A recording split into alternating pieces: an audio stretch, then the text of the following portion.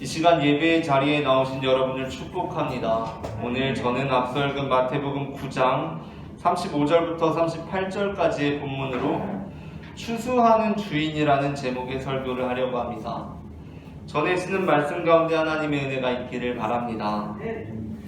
마태복음의 첫 번째 설교 산상수훈을 베푸시기에 앞서서 마태복음 4장 23절에서 온 갈릴리에 두루 다니사 그들의 회당에서 가르치시며 천국 복음을 전파하시며 백성 중에 모든 병과 모든 약한 것을 고치신 예수님께서는 이제 마태복음의 두 번째 설교, 선교 설교를 베푸시기에 앞서서 또한 오늘 본문 마태복음 9장 35절에서 볼 수 있듯이 모든 도시와 마을에 두루 다니사 그들의 회당에서 가르치시며 천국 복음을 전파하시며 모든 병과 모든 약한 것을 고치십니다.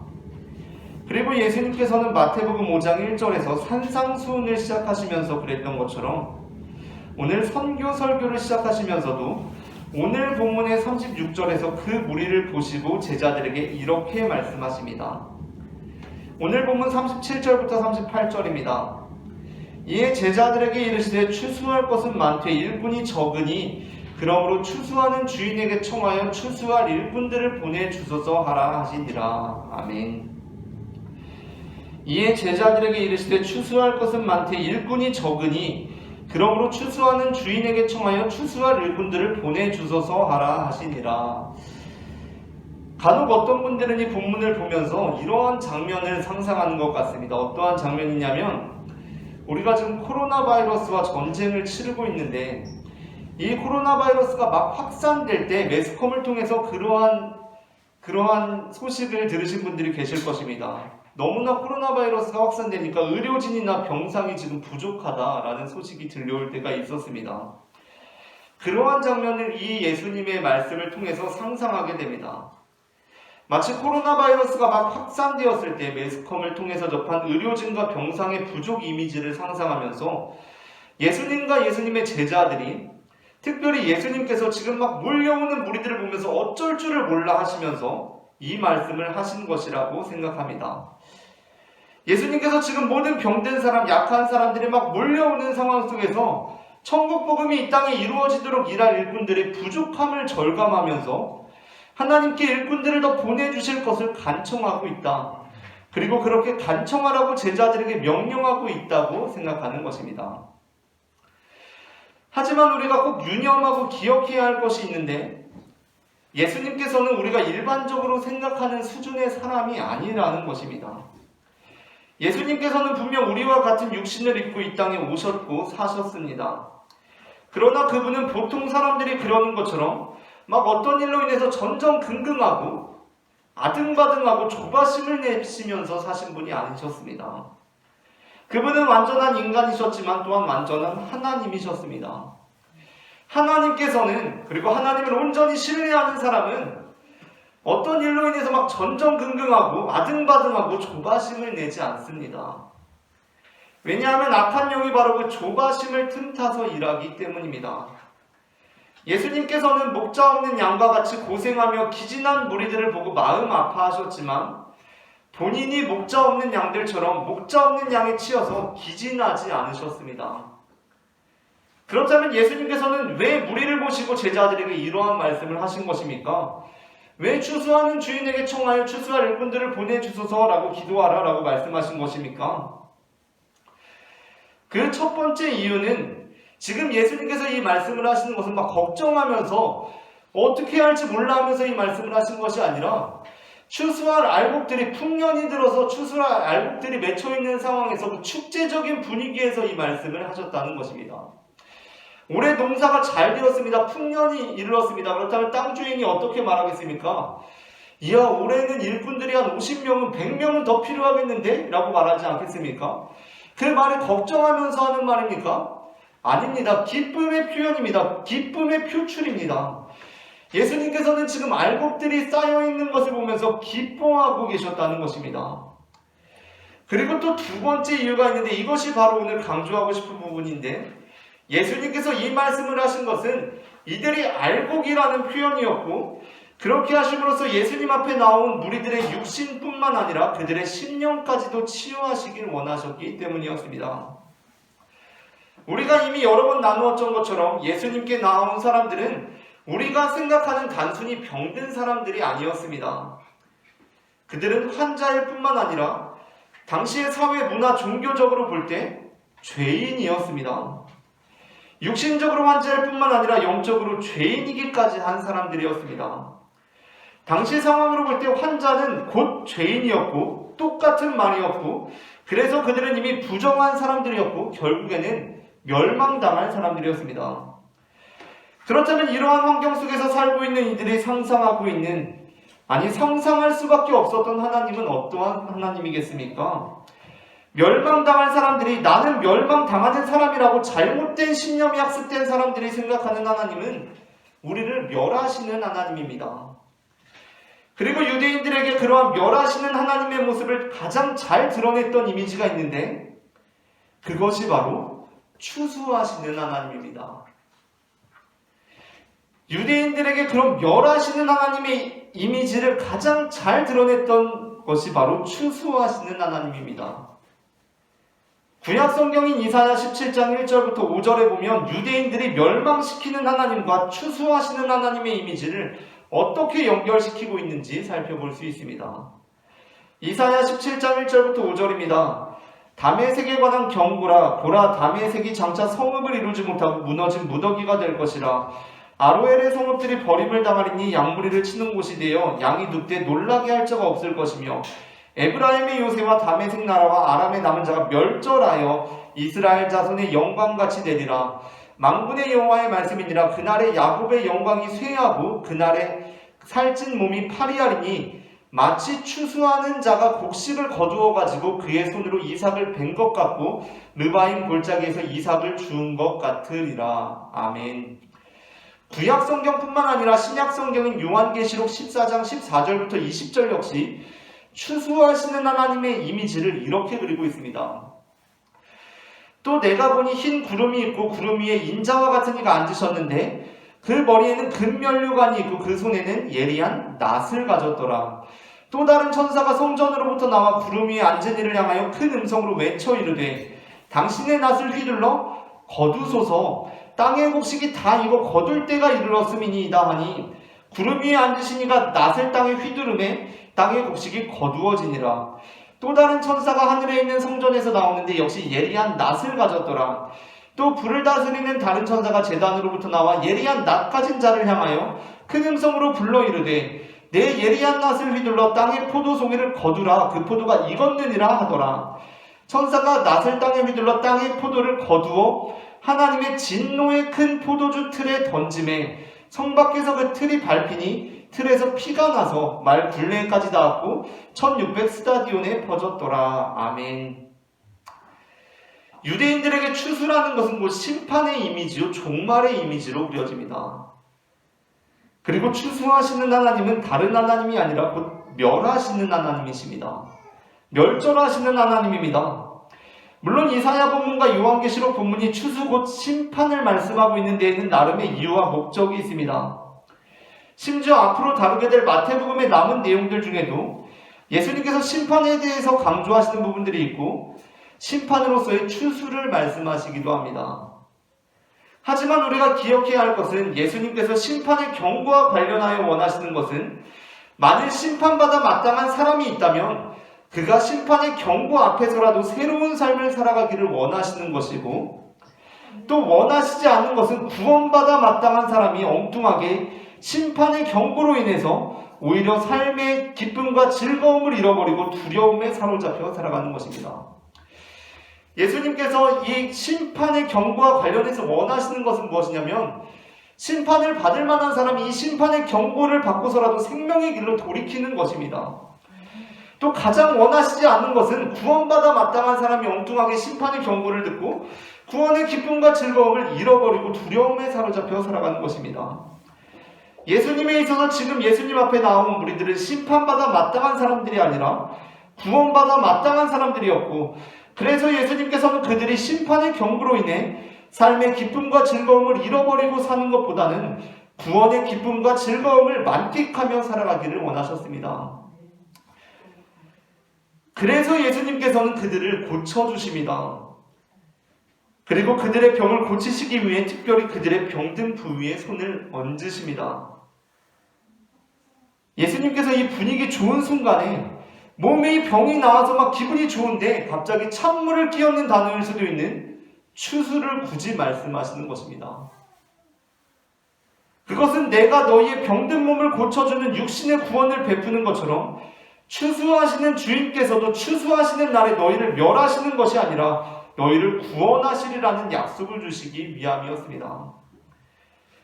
그러니까 지금 예수님께서는 그들이 육신의 구원을 경험할 때 추수를 말씀하시고 그들이 고침을 받을 때 추수란 바로 이런 것이라고 말씀하심으로써 그들로 하여금 그들이 맞이할 종말도 이와 같을 것이라고 말씀하시는 것입니다. 혹시 어떤 이는 여기서 결국 추수되어 가면 추수한 자의 먹이가 되는 것이 아니냐라며 비아냥거릴지도 모르겠습니다. 결국 곡식이 추수되면 추수한 자의 먹이가 되는 것 아닙니까? 그런 것 아니냐라고 말할지도 모르겠습니다. 그것이 바로 추수가 심판과 연결될 때 맺어지는 지점 중 하나입니다. 하지만 예수님께서 말씀하시는 것은 전혀 새로운 의도입니다. 우리는 특별히 이 본문에서 예수님의 말씀을 듣고도 그렇게 말하는 사람들과는 종교적인 이야기를 더 이상 나누질 말아야 합니다. 어떤 사람을 전도하기 위해서 노력하고 있는데 그 사람이 이렇게 말을 알아듣지 못하면 차라리 그 에너지를 소모하지 않는 편이 낫다는 것입니다. 아니, 그러한 사람들과는 예술적인 이야기나 감성적인 이야기도 나누질 말아야 합니다. 그들은 사랑하는 연인으로부터 너는 나에게 한 송이 꽃이야 라는 말을 들으면 그 말에 감격하는 것이 아니라 내가 단돈 2만원짜리로 보이나? 라고 생각합니다. 너는 내 마음의 호수야 라고 말을 하면 내가 그렇게 고인물로 보여? 라고 빈정거립니다. 꼬일 대로 꼬여서 말을 제대로 들으려고 하지는 않습니다. 이런 식으로 생각하는 사람이 있다면 그 사람에게는 그냥 너는 너인 것 같아 라고 밖에 말을 할 수가 없는 것입니다. 그 사람을 아무리 사랑하더라도 그 사람을 향해서 사랑의 시를 짓거나 사랑의 노래를 부르는 것이 불가능해진다는 것입니다. 우리가 이전에 살펴보았던 마태복음 4장 19절에서도 예수님께서는 시몬과 안드레를 부르실 때 내가 너희를 사람을 낚는 어부가 되게 하리라 라고 부르십니다. 그런데 그때 그 말 사람을 낚는 어부가 되게 하리라 라는 표현 역시 유대인들에게 그다지 좋은 이미지는 아닙니다.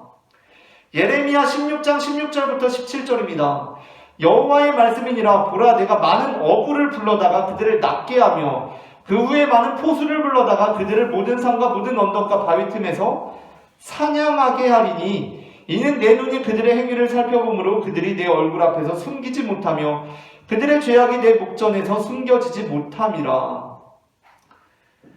예레미야 본문에서 사람을 낚는 어부는 사냥하고 그들을 심판하고 그들의 죄악을 드러내는 이미지로 그려지고 있습니다. 그런데 예수님께서 제자들을 사람을 낚는 어부로 부르신 것이 사람들을 사냥하라는 말씀으로 부르신 것이겠습니까? 그것이 아닙니다. 예수님께서는 비록 같은 표현을 사용하셨어도 그 안에는 죄악의 바다로부터 영혼들을 건져내는 사람을 낚는 어부를 말씀하신 것입니다. 그 영혼들을 사냥하라는 것이 아니라 죄악의 바다로부터 영혼들을 건져내는 사람을 낚는 어부로 제자들을 부르셨다는 것입니다. 우리가 사람을 낚는 어부를 얘기할 때 교회 다니지 않는 사람들, 특별히 예수 그리스도의 안티인 사람들은 아니 나를 생선처럼 낚아서 어느 수산시장에 내놓으려고 하는 것이냐라고 따지기 시작하면 우리는 그 사람들에게 더 이상 복음을 전할 수가 없는 것입니다. 마태복음은 이러한 예수님의 특징을 잘 담아내고 있습니다. 사실 우리가 지난 몇 주에 걸쳐 나누었던 마태복음 8장부터 9장에 이르는 기적사화의 내용이 다 이러한 예수님의 특징을 드러내고 있다고 할 수 있습니다. 마태복음 기자는 복음서를 저술할 때 예수님의 말씀들이나 행동들을 그 시간 순으로 기술하지를 않았습니다. 마태복음 기자는 예수님께서 하신 말씀들 중에 이때의 건 저때의 건 먼저의 건 나중에 했던 엮일 만한 것들을 엮고 또 그 행동들 중에 있어서도 처음에 했던 끝에 했던 옛날에 했던 마지막에 이르러서 했던 그 행동들 중에 하나로 엮일 만한 것들을 엮으면서 예수님에 관해 가장 놀라운 저술을 남겼습니다. 그래서 마태복음에서는 5장부터 7장까지 첫 번째 설교 산상수훈이 편집 기록되어 있고 8장부터 9장까지 예수님의 기적사화들이 편집 기록되어 있습니다. 그런데 마태복음 8장부터 9장에서 마태복음 기자는 독자로 하여금 예수님의 이적을 통해 한 사건, 한 인물이 연상되도록 본문을 기록하고 있습니다. 그 사건은 바로 출애굽 사건이고 그 인물은 바로 모세입니다. 왜냐하면 특별히 기적사화를 작성하면서 마태복음의 기자는 그 기적사건을 몇 가지로 작성을 하는데 유대인들에게 굉장히 상징적인 숫자들이 있습니다. 예를 들어서 하나님께서 이 세상을 창조하신 완전한 날 7이라는 숫자가 유대인들에게 굉장히 상징적인 숫자죠. 그리고 또 이스라엘의 민족을 상징하는 12, 성경에 굉장히 많이 나오는 숫자 아닙니까? 10이라는 숫자, 상징적인 숫자입니다. 그런데 마태복음의 기자는 그러한 것들을 따르지 않고 다른 것을 따르고 있습니다. 마태복음의 기자는 기적사화를 작성하면서 7개도 아니고 12개도 아니고 정확히 10개로 작성하고 있습니다. 10 역시 성경에서 그리고 유대인들에게 상징적인 숫자입니다. 왜냐하면 이스라엘 민족이 출애굽할 때 애굽에 내렸던 재앙, 그러니까 이스라엘 민족들의 출애굽이 가능하도록 애굽에 임했던 재앙이 바로 10가지 재앙이기 때문입니다. 이스라엘의 역사는 곧 야곱의 역사지만 그 뿌리는 사실 아브라함으로부터 시작됩니다. 아브라함이 이삭을 낳고 이삭이 야곱을 낳습니다. 야곱은 12아들을 낳았는데 그 중 하나가 요셉입니다. 요셉은 형들로부터 미움을 받아 형들의 시기로 미디안 상인에게 팔려가지만 우여곡절 끝에 애굽의 총리가 됩니다. 그래서 그 지방에 큰 가뭄이 왔을 때 야곱과 요셉의 형제들은 애굽의 총리인 요셉의 도움으로 애굽에 가서 살게 됩니다. 그런데 시간이 많이 흘러서 요셉도 죽고 요셉을 아는 왕도 죽습니다. 그렇게 오랜 시간이 흐르자 애굽에서의 이스라엘 민족들의 처지는 요셉 총리의 민족들이 아니라 완전히 다른 처지에 놓여지게 됩니다. 출애굽기 1장 8절부터 14절입니다. 요셉을 알지 못하는 새 왕이 일어나 애굽을 다스리더니 그가 그 백성에게 이르되 이 백성 이스라엘 자손이 우리보다 많고 강하도다. 자, 우리가 그들에게 대하여 지혜롭게 하자. 두렵건대 그들이 더 많게 되면 전쟁이 일어날 때 우리 대적과 합하여 우리와 싸우고 이 땅에서 나갈까 하노라 하고 감독들을 그들 위에 세우고 그들에게 무거운 짐을 지워 괴롭게 하여 그들에게 바로를 위하여 국고성 비돔과 라암셋을 건축하게 하니라. 그러나 학대를 받을수록 더욱 번성하여 퍼져나가니 애굽 사람이 이스라엘 자손으로 말미암아 근심하여 이스라엘 자손에게 이를 엄하게 시켜 어려운 노동으로 그들의 생활을 괴롭게 하니 곧 흙 이기기와 벽돌 굽기와 농사의 여러 가지 일이라. 그 시키는 일이 모두 엄하였더라. 아멘. 이렇게 이스라엘 민족의 애굽에서의 종살이가 시작됩니다. 처음에는 요셉 총리의 가족들로, 친척들로, 민족들로 그 땅에 정착하게 되었는데 어느새 그 애굽의 종이 되어버린 것입니다. 그리고 그 종살이로부터 이스라엘 민족을 해방시킨 것이 바로 애굽에 임한 10가지 재앙이었습니다. 이 10가지 재앙은 구약성경 전체에서 기적의 가장 핵심적인 상징입니다. 마태복음에 나오는 예수님만 기적을 일으킨 것이 아니라 구약성경에도 놀라운 기적들이 더러 나옵니다. 그런데 구약성경에서 다른 그 어떤 것도 이 출애굽할 때 애굽에 내린 10가지 재앙이 지니고 있는 이 기적의 힘을 능가하지를 못합니다. 그런데 마태복음 기자는 예수님의 기적을 편집 작성할 때 하나의 모음집으로서 예수님의 기적을 작성할 때 10가지 기적을 작성합니다.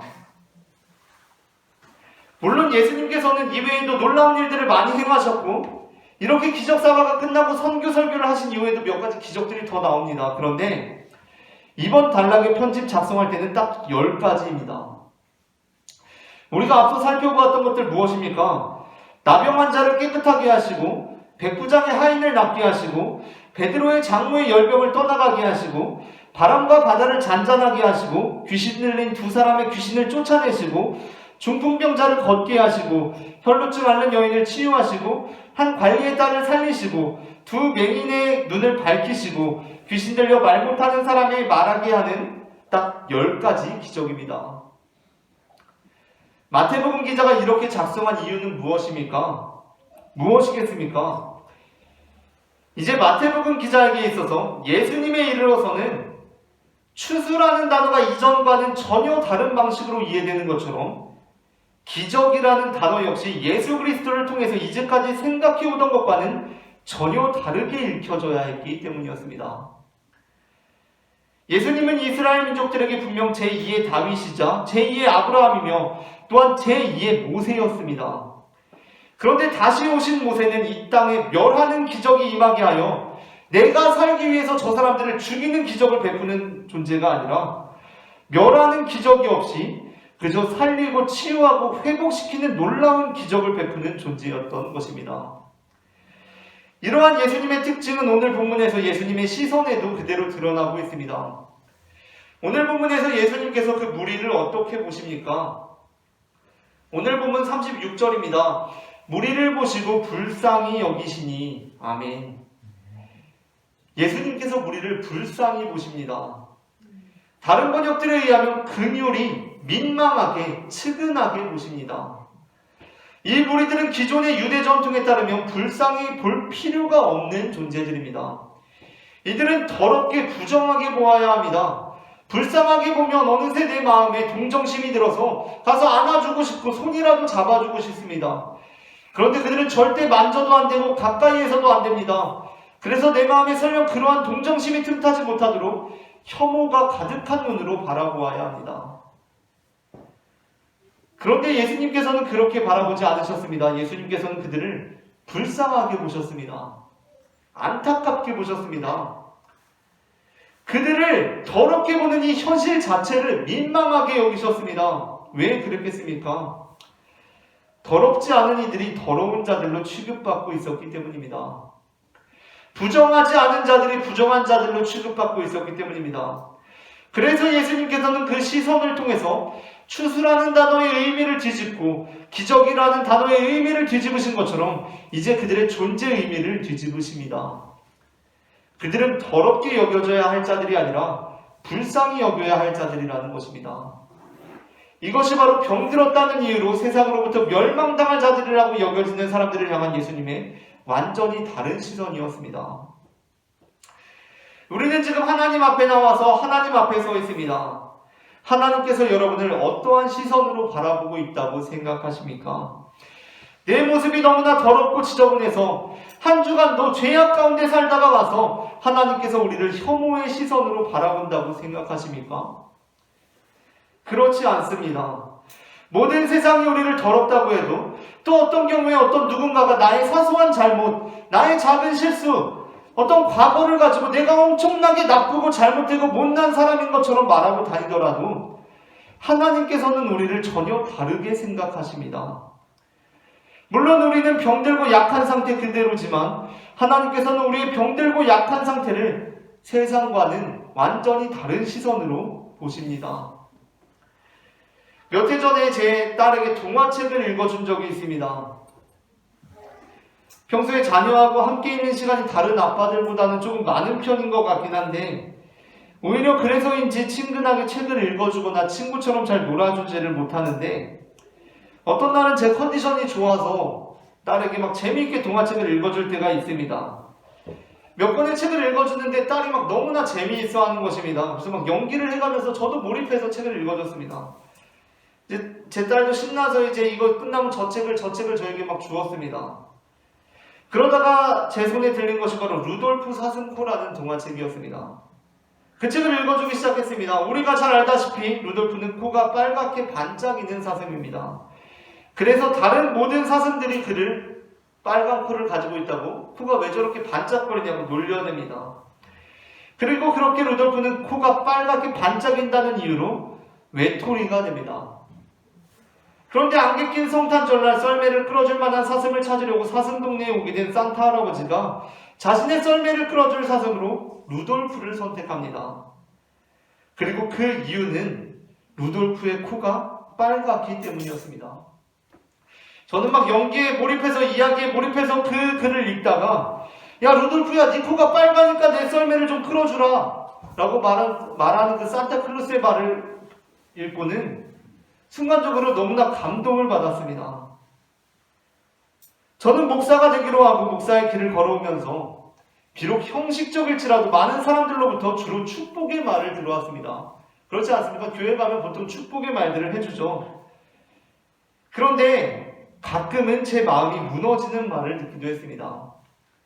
때로는 선배들로부터, 때로는 동료들로부터 직접 간접적으로 듣게 됐기도 했지만 어떤 경우에는 그러한 말들이 제 마음속에서 스스로 일어나기도 했습니다.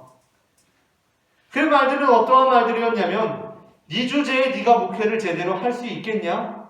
라는 것이었습니다. 야, 네가 그런 배경을 가지고 있는데 그 정도 능력으로 너 그런 성격으로는 목회 못해 라는 말들이 다른 사람들로부터 또는 제 마음속에서 일어나는 소리였습니다. 그러한 말들은 가끔 저를 삶의 아주 구석진 자리로 웅크러들게 했습니다. 그런데 그때마다 하나님께서 제게 들려주신 음성이 바로 이 동화책을 통해서 저에게 다시 한번 들려졌습니다. 하나님께서 저에게 들려주신 음성은 이것이었습니다. 루돌프야, 네 코가 빨가니까 진짜 좋다 라는 음성이었습니다. 야, 너는 다른 게 아니라 그 코가 빨간 게 진짜 좋아 라는 음성이었습니다. 다른 사람들이 말하는 저의 약점, 그리고 저 스스로 가지고 있는 컴플렉스와 결함들을 생각하면서 침체되어 있을 때 하나님께서는 저에게 찾아오셔서 그거야말로 내가 찾던 거다라고 말씀해 주셨습니다.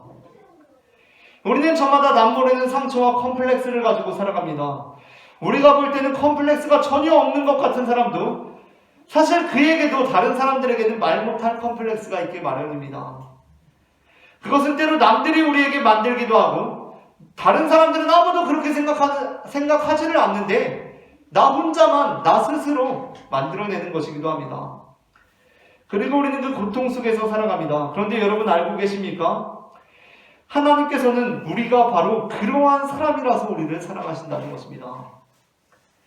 예수님께서는 마태복음 9장 11절에서 바리새인들이 예수님의 제자들에게 왜 너희 선생은 죄인들과 함께 잡수시느냐고 딴지를 걸자 이 사람들이 죄인이 아니라고 옹호하기보다는 건강한 자에게는 의사가 쓸데없고 병든 자에게라야 쓸데있느니라 라고 말씀하시면서 나는 의인을 부르러 온 것이 아니요 죄인을 부르러 왔노라 라고 응수하셨습니다. 그러므로 혹시 당신이 죄인이라고 해서 세상이 바라보는 시선과 동일하게 하나님께서 당신을 바라보실 것이라고 착각하지 마시기 바랍니다. 하나님께서는 당신이 바로 그러한 사람이라서 당신을 찾고 계십니다. 우리가 가진 컴플렉스가 무엇이든지 좋습니다. 외모거나 학력이거나 또는 성격이거나 좋지 못한 어떠한 과거를 가지고 있거나 어떠한 습관을 가지고 있거나 무엇이든지 좋습니다. 하나님께서는 바로 그것 때문에 당신이야말로 자신과 함께할 사람이라고 말씀해 주시기 때문입니다. 그러므로 우리는 남의 시선이 아니라 그리고 우리 자신의 시선도 아니라 하나님의 시선으로 우리를 보는 방법을 배워야 합니다. 그렇게 우리는 우리 자신이 아닌 하나님을 바라보는 방법을 배워야 합니다. 이스라엘 민족이 애굽에서 430년을 종살이하고 있을 때 하나님께서 이스라엘 민족의 울부짖음을 들으시고 한 사람을 찾으십니다. 그리고 하나님께서 발견하신 사람은 바로 애굽에서 도망쳐 나온 전 애굽 왕자 살인자 모세였습니다.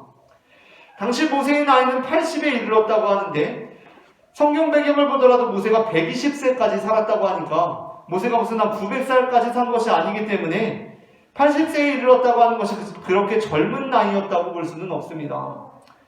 그리고 무엇보다도 그는 애굽에서 도망쳐 나온 과거를 가지고 있던 사람이었습니다. 당시 애굽의 왕자였는데 모든 것을 버리고 애굽에서 도망치는 계기가 되었던 것이 무엇이냐면 애굽 사람과 히브리인 이스라엘 민족 양쪽 모두에게 심리적인 압박을 받았던 것이었습니다. 살인한 행위로 인해서 애굽 사람 그리고 히브리인 이스라엘 민족들 양쪽 모두에게 심리적인 압박을 가졌던 그 사건은 그에게 트라우마처럼 남아 있었습니다. 그런데 하나님께서 그 사람을 부르십니다. 하나님께서 왜 모세를 부르신 것입니까? 모세가 생각한 자신의 컴플렉스가 하나님께서 보시기에는 그의 가장 좋은 사명이었기 때문입니다. 저는 지금 성경을 통해서 컴플렉스에 신경을 쓰기보다는 잘하는 것에 신경을 쓰라는 말씀을 드리려고 하는 것이 아닙니다. 기독교 신앙이 우리에게 가르쳐주고 있는 것은 컴플렉스에 신경을 쓰기보다는 잘하는 것에 신경을 쓰라는 것뿐만 아니라 컴플렉스 그 자체가 능력이라는 것입니다. 좋지 못한 과거 그 자체가 능력이라는 것입니다. 루돌프는 코가 빨갰지만 빠른 다리를 가졌기 때문에 선택받은 것이 아니라 코가 빨갰기 때문에 그 코가 빨갰기 때문에 선택을 받았습니다. 흥미로운 것은 모세가 하나님께 선택을 받을 때 하나님께서는 모세가 이러한 잘못된 과거를 가지고 있지만 그래도 말 하나는 잘해서 다른 어떠한 장점과 능력이 있어서 그를 부르셨다고 전하고 있지 않습니다. 성경은 하나님께서 그의 과거에도 불구하고 그를 부르시는 것을 서술하고 나서 부가적으로 그가 말 또한 못했다라고 전해주고 있습니다. 그러니까 그는 비록 빨간 코는 가졌지만 다른 현란한 언변이나 특별한 능력이 있어서 부름을 받은 것이 아니라는 것입니다. 그는 빨간 코를 가졌기 때문에 그 빨간 코를 가졌다는 이유로 부름을 받은 것입니다. 10여 년 전쯤에 어떤 기독교 방송에서 하는 토크쇼를 본 적이 있습니다. 거기에는 한 중년의 권사님이 나오셨습니다. 그분은 젊은 시절에, 청장년인 시절에 갑작스러운 사고로 사랑하는 아들을 잃은 분이셨습니다. 자기 생명보다 더 귀한 아들을 잃는 그 일을 겪고 나서 그분은 하나님을 원망하는 삶을 살아왔다고 합니다. 그럴 만한 일 아닙니까? 사랑하는 아들을 잃었으니, 믿음 생활하는 중에 사랑하는 아들을 잃었으니 하나님을 원망하며 살만합니다. 그런데 어느 날 꿈속에 하나님께서 그 권사님을 찾아오셨다고 합니다. 권사님은 평소에는 얌전한 성격이었는데 꿈속에서 하나님을 만났을 때 그동안 쌓아왔던 그 원망, 분노가 폭발하면서 하나님께 모든 원망을 다 내쏟았다고 합니다. 거의 하나님을 때릴 것처럼 하나님의 멱살을 잡고 하나님께 침을 튀겨가면서 모든 원망과 욕설을 내뱉었다고 합니다. 그렇게 울부짖으면서 막 모든 원망을 내쏟았겠죠. 그런데 그렇게 하고 꿈에서 깨어났는데 묘하게도 자신의 마음에 평안이 찾아왔다고 합니다. 내 자녀가 죽었지만, 비록 나의 품은 떠났지만 하나님의 품에 함께 있을 것이라는 확신이 들기 시작했고, 내가 이러한 일을 겪게 된 것이 하나님께서 나에게 무슨 벌을 내리신 것이 아니구나, 여전히 하나님께서 나를 사랑하고 계시구나 라는 그러한 믿음이 생겼다고 합니다. 그러한 마음이 들자 그분에게 새로운 사명이 보이기 시작했습니다. 즉시 그 권사님께서는 자신과 같은 일을 겪은 자녀를 잃은 기독교인들을 찾아가기 시작했다고 합니다. 기독교인들 중에 자녀를 잃고 절망과 고통 속에 살아가는 이들을 찾아 나서기 시작했습니다. 그리고 가서 그들의 손을 잡아주기 시작했습니다. 그러한 일을 당한 교인들, 그러한 일을 당한 성도들이 있다는 소식이 들리면 잘 알지 못하는 사람이라도 찾아가서 그들을 안아주고 그들과 함께 울어주기 시작했다고 합니다. 그리고 나서 권사님은 그들과 꾸준히 연락하고 그들과 차를 마시고 그들과 이야기를 나누고 산책을 했다고 합니다. 그런데 놀라운 것은 그 권사님을 만나는 사람들마다 그 어떤 목사님을 만나는 것보다, 그 어떤 유명한 심리상담 치료사를 만나는 것보다, 그 어떤 정신건강 전문의를 만났을 때보다도 더욱 큰 위로와 회복의 역사가 이루어졌다는 것입니다. 여러분, 우리에게는 어떠한 상처가 있습니까? 어떠한 컴플렉스가 있습니까? 어떠한 과거가 있습니까? 그것에 집중하지 말고 하나님을 바라보시기 바랍니다. 아니, 나는 왜 이렇게 코가 빨간 것이라고 빨간 코만 바라보고 있지 말고 하나님을 바라보시기 바랍니다. 빨간 코는 보면 볼수록 더 빨개 보일 뿐입니다. 우리는 하나님을 바라보아야 합니다. 하나님께서는 이렇게 말씀하고 계십니다. 그래, 루돌프야, 너는 코가 빨가니까 네가 제일 좋겠다. 네가 내 썰매를 끌어줘라. 네가 지금 저기 이집트에서 고통 중에 있는 나의 자녀들을 좀 구출해줘라 라고 말합니다. 그 부르심을 받을 때 우리의 빨간 코는 더 이상 콤플렉스가 아닙니다. 그것은 하나님의 능력을 나타내는 사명으로 변화되는 것입니다. 예수님께서는 자신에게 나온 자들에게 추수하시는 하나님에 대한 생각의 전환을 이루십니다. 추수하시는 하나님은 우리를 그저 자신의 뱃속이나 채울 식량으로 보시는 분이 아니라 우리를 아름다운 열매로 보시고 소중하고 귀하게 여기신다는 것입니다. 또한 자신에게 나온 자들을 치유하시는 기적을 베푸시며 기적이라는 생각의 전환을 이루십니다. 이제 기적은 놀랍게도 나의 적들이 죽고 망하는 것이 아니라 하나님의 능력으로 내가 사는 것입니다. 그리고 예수님께서는 이제 우리에게도 우리 자신을 달리 볼 것을 요청하십니다. 하나님께서 귀하게 여기시는 것을 네가 하찮게 여기지 말라는 것입니다. 하나님께서 우리에게 주신 외모, 과거, 사건 또는 한계, 컴플렉스 그것을 어떻게 바라볼 것이냐는 것입니다. 예수님께서는 소망의 존재들이 스스로 멸망의 존재라고 여기는 것을 불쌍히 보셨습니다.